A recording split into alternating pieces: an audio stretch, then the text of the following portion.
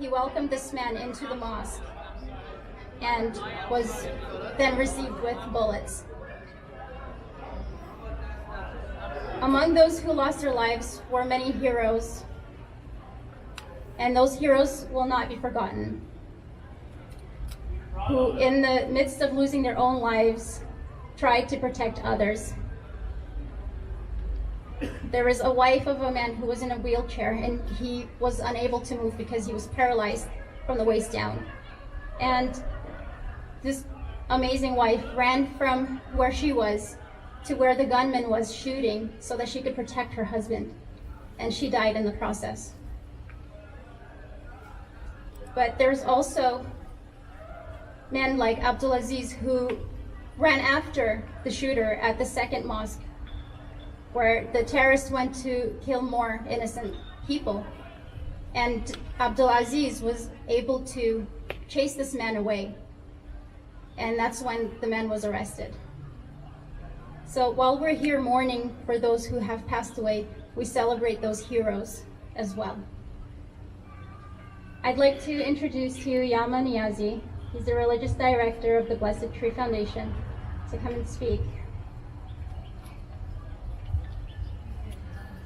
Hello everyone. I'd like to, from the bottom of my heart, thank every single one of you who have come out here today, out of your time and out of your busy schedules.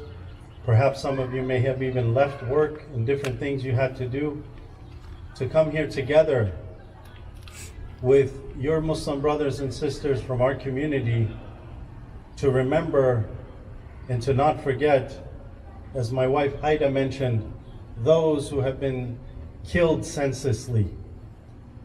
Unfortunately, this is the sad affair of the current time that we live in. And we used to think that this was, in a way, restricted to gun violence and different types of things in America. And now we're seeing that this is happening in different parts of the world.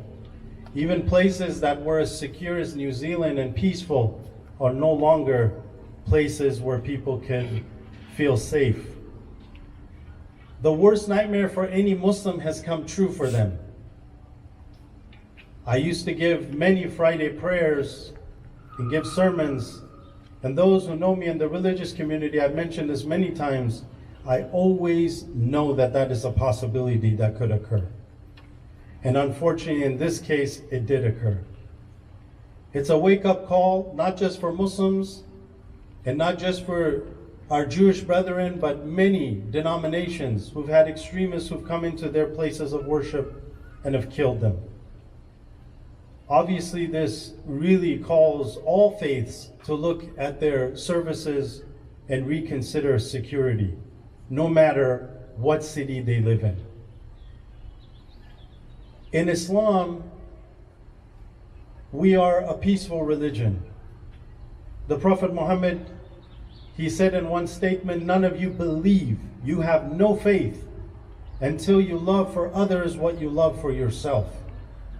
In a Quranic verse in chapter 48, it says, O humanity, Ya ayyuhan nas, we created you from one pair of male and female, and we made you into different tribes and different nations in order to recognize one another, to appreciate one another's differences, not that it be a cause or a reason of arrogance, of looking at yourself being better than another, not a source of discord and killing, but one of appreciation. Who wants to go to anywhere and just get one style or variety of what you can offer? Nobody goes to a supermarket except you want variety. No one wants to pick flowers except you want variety. From my view right now, I'm looking at you and I see the most beautiful variety of humanity. All of you in this audience represents a large segment of people that believe in what you believe in. And even if you don't believe in anything, there's still a large segment of people that are just like you. Each and every one of us are very, very special with God. I know for sure in the Torah and in the Quran, a single life is equivalent to the life of all of humanity, because all of humanity And our scripture is but one soul. All of humanity is but one soul, connected in our humanity. How many of our faiths believe that we have all come from Adam and Eve? More than half the world. We are brethren in humanity. And the Prophet Muhammad, in 1400 years ago, in the largest gathering of his companions called the Farewell Hajj, in which he said, addressing over 100,000, a rare gathering of so many people of Arabia in the year 632, is he said, no Arab has superiority over a non-Arab, and no non-Arab has superiority over an Arab. No white is better than a black, nor a black is better than a white, except in God conscientiousness, which is a matter of the heart, which is a matter of when you die, which is a relationship between you and your Lord and no one else. This is over 1400 years ago. Yet, those who inflict terror should know you will not intimidate Muslims, nor Jews, nor Christians, nor any of us. Because this will only inspire all of us and make us relook at our commitments, that we will work harder and we will spread the message of love and compassion and mercy and mutual respect for one another even stronger than we have ever before. And what I always tell people that ask me about the world's problems, I said we have to do our job here at home. We have to do our job in our own cities. And when we can educate others that for God's sake, you are not more special than another because of the tint of the color of your skin. But as Martin Luther King Jr., but by the content of your character. That's across every faith. We will not be discouraged. We will, as Muslims, continue to pray on the most blessed day for us is the day of Friday. Muslims consider anyone who dies on the day of Friday amongst the Muslims to be martyrs, to be in paradise. So let the terrorists and those know you didn't pick the right date, nor did you pick the right moment, nor did you pick the right community. In fact, such people really, their diseases must have started at a very young age when they were not taught, my son, my child, we are not better than another based on our skin color. How silly does this seem, for God's sake? In that our children know this, 5-year-olds know this, 10-year-olds understand this, every faith understands this, except those who have been bereft from the mercy of God, who don't understand our basic humanity. So I want to remember those who have lost their lives amongst our Muslim brothers and sisters, and hopefully we pray that all of us would have a recommitment to try to work on our own communities and educate our children from a young age to be compassionate, to be loving, to be merciful, not to discriminate against others, nor to hate one another, until we see each other as one great human family. In closing, I want to say that for Muslims who are really scared and really afraid, I want to send a message that we should not be afraid. You should not be discouraged. We have our great human family behind us.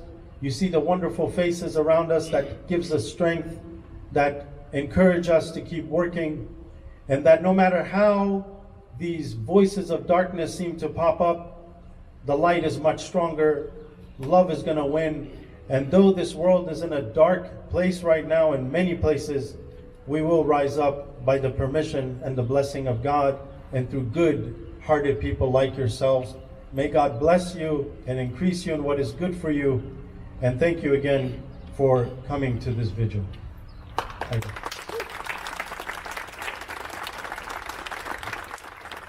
Our next speaker is Congressman Zoe Carvajal.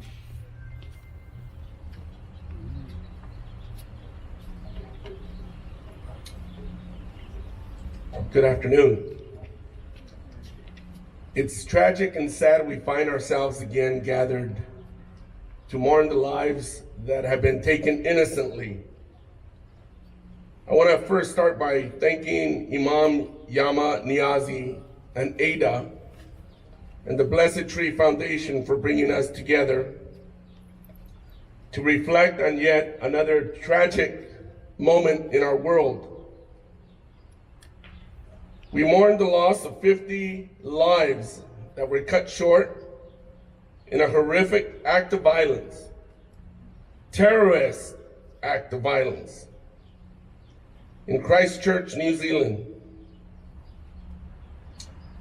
Islamophobia and such acts of pure hatred have no place in our world. We must call out hate in all its forms, including anti-Islamic sentiments. Because we've seen that unchecked hatred leads to violence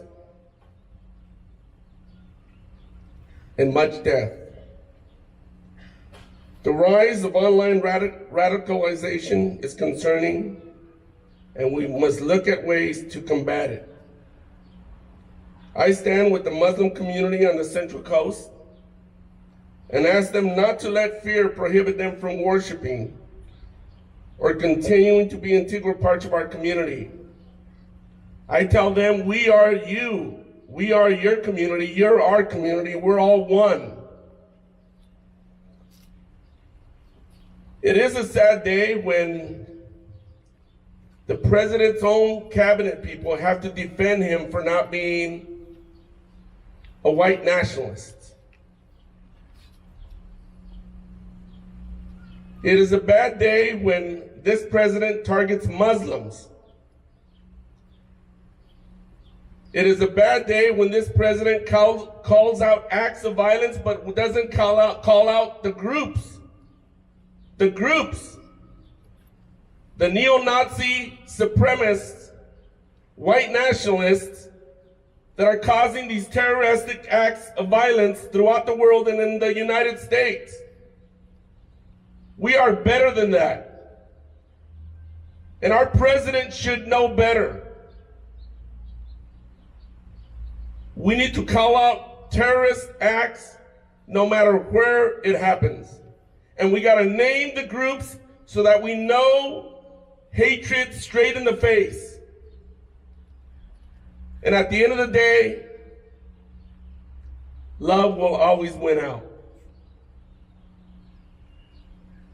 I am proud to be from Santa Barbara.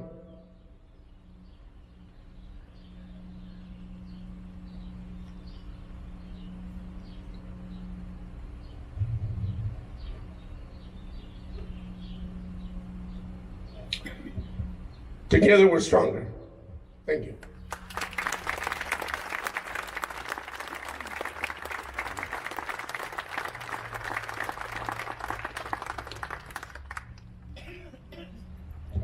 Thank you so much, Congressman. Next, I would like to call on Julia Hamilton to come and speak some words.